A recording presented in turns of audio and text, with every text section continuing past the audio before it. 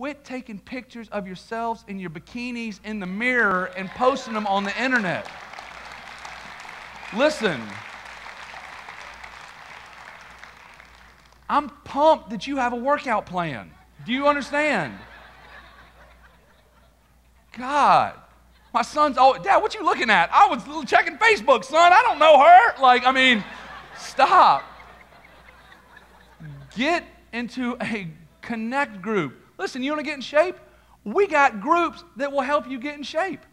We have insanity small groups. We have yoga small groups. I'm going to teach you all sorts of poses in yoga. I don't do yoga. I'm just messing with y'all. Someone's like, I ain't going.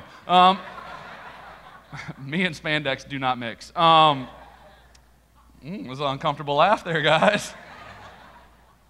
Get into a group. Get into a community of believers that will help you grow. Get into a community of believers that will sharpen you. Get into a community of believers with a friend that sees more potential in you than you even see in yourself. The first thing is community helps you grow. The second thing that community helps you do is community helps you through hard times. One of the things that I've learned in 31 years of life is that life is hard. And our whole worlds can be turned upside down by one phone call. All of you in here, think about that. Your whole world could be turned upside down with one phone call. Your whole world could be turned upside down by one doctor's report.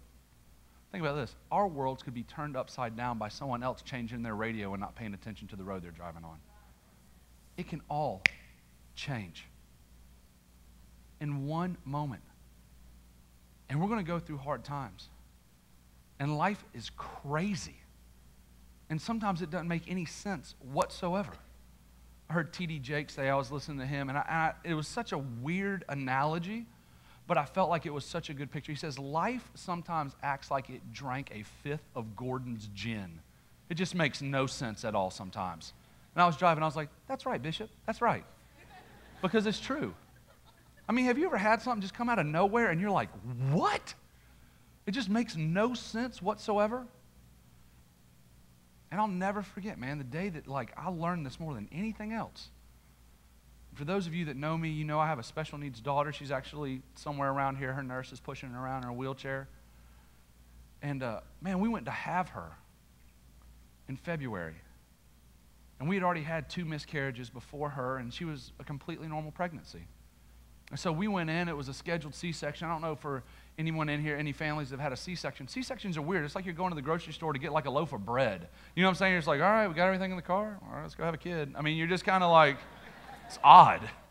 And so we were in there, and Becca's all prepped for surgery, and they take me in there, and I had a hairnet on because I had hair back then, and it was great. And I was a nervous wreck. I think dads, I'm with you. Like when you go in and they're like, they put you in the room, and they're like, wait here, we'll call you when we're ready. And you're like in this room, you're just like pacing, and you have like the scrubs on, and they finally call. I come in, I'm a nervous wreck. I'm like, hey, baby girl, how you doing? She's like, we need to pluck your unibrow when we get home. I was like, what? And so that's what she said. I don't know. Apparently she responds to anesthesia very well. And so they pull Riley out from the C-section, and I remember standing there and looking at her.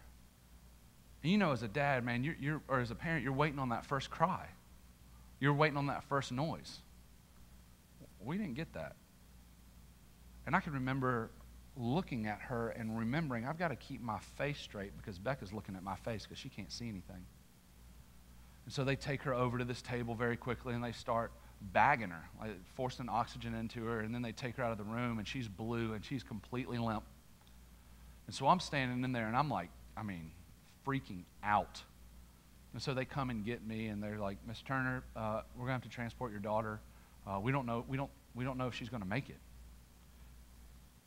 You need to go and tell the family. And so I can remember as I'm walking to go tell my parents and my in-laws, I pull out my phone and I text a guy by the name of Corey Nakan.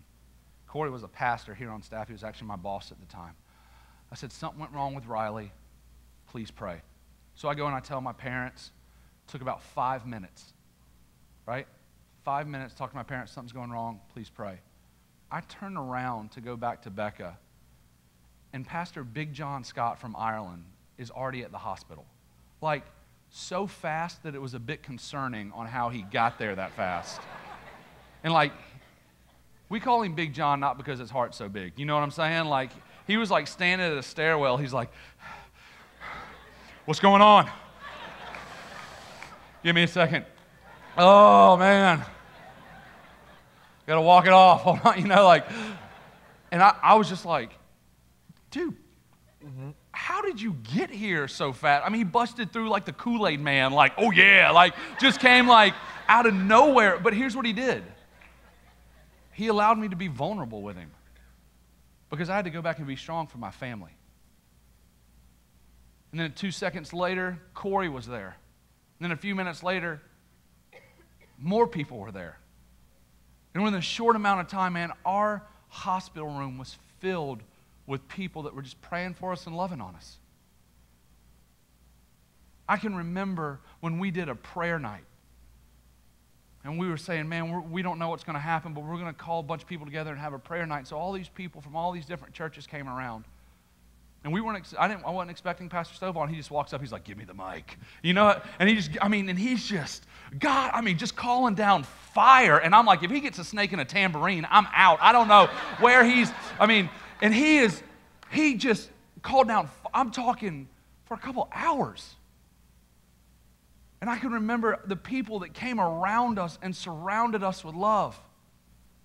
Listen, y'all will never know. And I can say this about them, and I know they wouldn't want me to. What Pastor Stovall and Pastor Carey have done for my family. You will never know. And so regardless of whether he's my senior pastor for the rest of my life or not, I will always be devoted to that man and his family because he is a good, godly man who walks out what he talks. And not, listen, hold on. And not everything that he does you know about. And you will never know the depths that he has gone for my family. And so for that, I'm always with him. Always. And I can remember him calling me in and being there for, I didn't work for 3 months. And him being like, go be with your family. Not to mention the financial side of things. I can remember Riley being 2. And for the first time ever, like this is the time, man, we thought she was going to die. Like she had gone septic. Her infection had gotten into her blood. And I was scared. And then all of a sudden I get a text. And there's 15 to 20 of my friends in the lobby of Wolfson's Hospital. I'm talking calling down fire, praying, freaking everybody out that's in there. Like other people walking in, can I get in on this? I remember this picture. The nurses at Wolfson's still know, they still talk about it. But the thing that I remember more than anything else is Pastor Chris Brooks at our Orange Park campus. See, I didn't know Chris that well. Chris had just moved back from Atlanta, and I kind of just come on staff. And Chris would come and just sit with me for hours. I can't tell you one thing Chris and I said to each other. At all. I remember he and I just sitting in a room and just staring. But Chris did what the Bible tells us to do in Romans 12:15. It says to rejoice with those who rejoice and weep with those who weep. There's some of you in here that you need a friend that you can just cry with and that will cry with you. Some of you in here need a friend that will just be happy for you because you're happy. Some of you in here need a friend that you can borrow money from and they'll never expect you to ever pay them back. Some of you in here need a friend that's in it for you and not for themselves. Some of you in here need a friend that's willing to go the 7 miles with you. Some of you in here need a friend that's by your side through the hard times, regardless of what that looks like. And I'm not saying that you can't find that out in the world.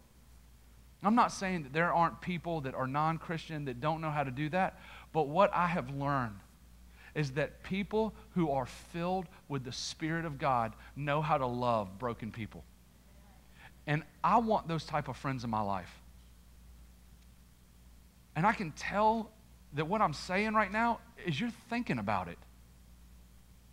Because I think human nature, when you hear something like this, is we go through the Rolodex in our head of all of our friends. And is this the type of guy? Is this the type of girl? And I think for the majority of us, and I had to come to this realization one day, my answers were no. I have friends that I have grown up with